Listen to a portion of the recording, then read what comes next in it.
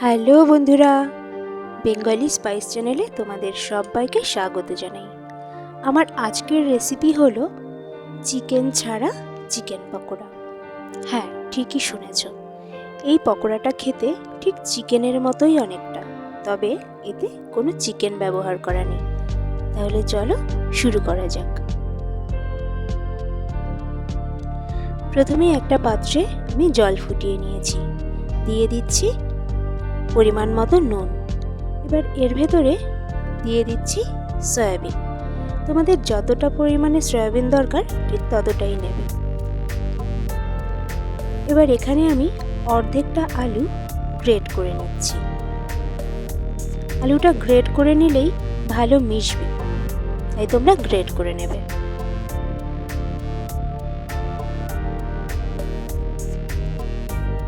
এরপর এখানে 3 কোয়া রসুন আর 1 ইঞ্চি পরিমাণে আদা, সেটাও আমি গ্রেট করে নিচ্ছি।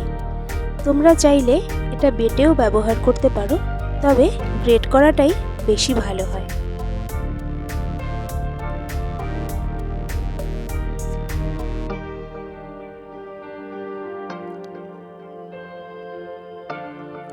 ঘরোয়া উপকরণেই এই রেসিপিটি তৈরি হয়ে যাবে।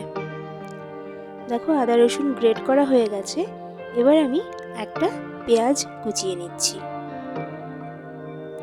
পেঁয়াজটা খুব ছোট ছোট করেই কুচিয়ে নেবে, পাতলা পাতলা করে।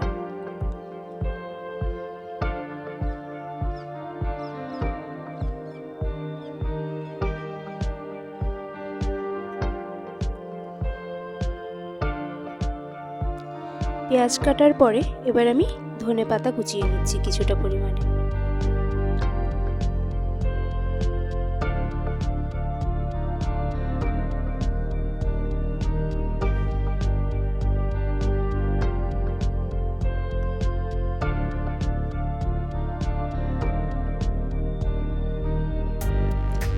সমস্ত উপকরণ রেডি। এবার চলো সয়াবিনটা দেখি। সয়াবিনটা নামিয়ে আমি ঠান্ডা জলে ভালো করে ধুয়ে নিয়েছি, আর তারপরে ভালো করে হাত দিয়ে চেপে জল বার করে নিয়েছি। সামান্য পরিমাণে জল থাকলেও কোনো ক্ষতি নেই।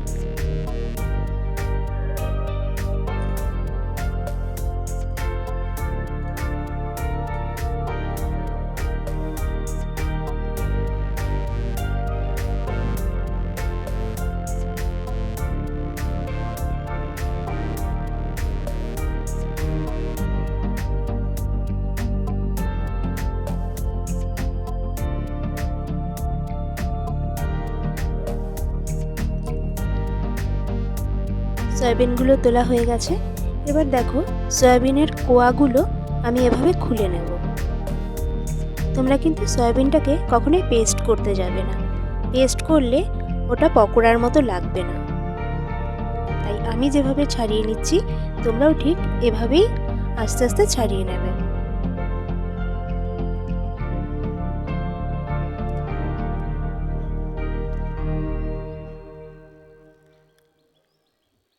সয়াবিনগুলো ছাড়ানো হয়ে গেছে।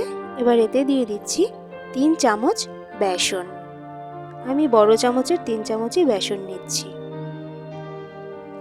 আর নিয়ে নিচ্ছি 4 চামচ কর্নফ্লাওয়ার।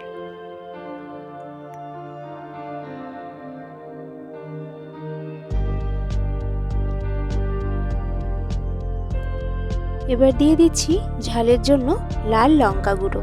তোমরা কাঁচা লঙ্কা ব্যবহার করবে, আমার কাছে কাঁচা লঙ্কা ছিল না, তাই আমি লাল লঙ্কা গুঁড়োই ব্যবহার করেছি। এবার দিয়ে দিচ্ছি পরিমাণ মতো হলুদ, দিয়ে দিচ্ছি চিনি সামান্য, আর দিয়ে দিচ্ছি পরিমাণ মতো নুন। এবার দিয়ে দিচ্ছি সামান্য কাশ্মীরি লঙ্কা গুঁড়ো।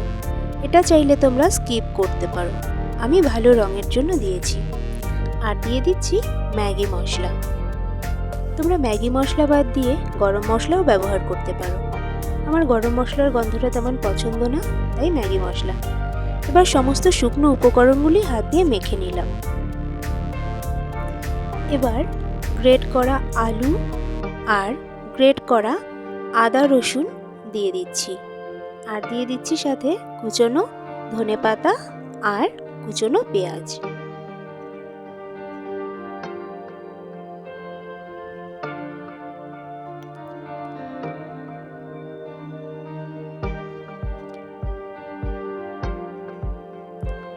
এই সমস্ত উপকরণগুলি প্রথমে আমি জল ছাড়াই মেখে নেব, কারণ পেঁয়াজ, ধনেপাতা, আলু এগুলো কিছুটা পরিমাণে জলের যোগান দেবে।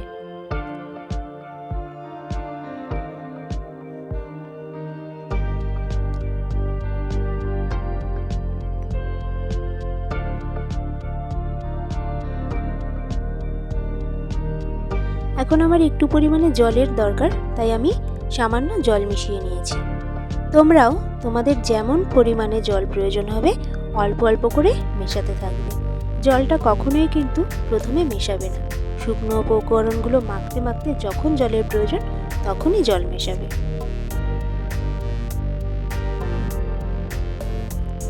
পুরো রেডি হয়ে গেছে, এবার ভাজার পালা। কড়াইতে তেল গরম করে নিয়েছি। তেল মিডিয়াম হিটে রেখে আমরা পকোড়াগুলো ছেড়ে দিচ্ছি। হাতে একটু তেল মাখিয়ে নিয়ে অবশ্য করি, তাহলে ব্যাটারগুলো হাতে লেগে পড়বে না। আর এই সমস্ত পকোড়াগুলো ভেজে নিতে হবে লো টু মিডিয়াম হিটে।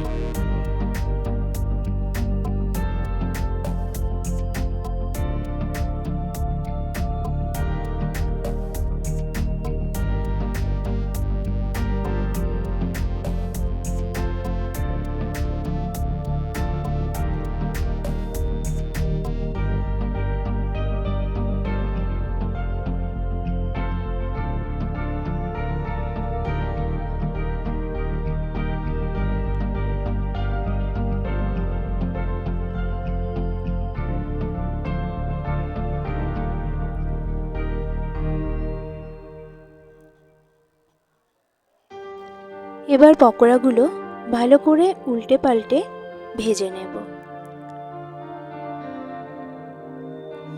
এই পকোড়াগুলো ভাজতে বেশি সময় লাগবে না, ওই 1 থেকে 1.5 মিনিট ভেজে নিলেই হয়ে যাবে। আমার প্রথম ব্যাচ ভাজা হয়ে গেছে, আমি পরের পকোড়াগুলো ভেজে নিচ্ছি।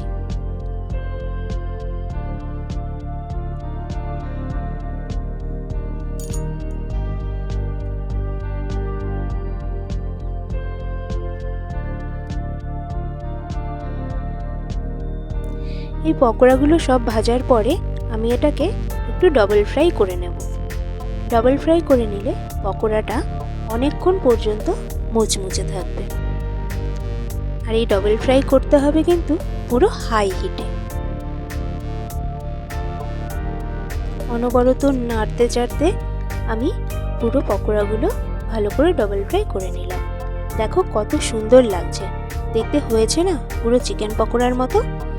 এটা দেখতেও যতটা সুন্দর, খেতেও ততটাই সুন্দর, ঠিক যেন চিকেন পকোড়ারই মতো। তোমরা যারা চিকেন পছন্দ করো না বা খাও না, তারা অনায়াসেই খুব সহজে বাড়িতে বানিয়ে ফেলতে পারবে এই সয়াবিনের পকোড়াগুলো।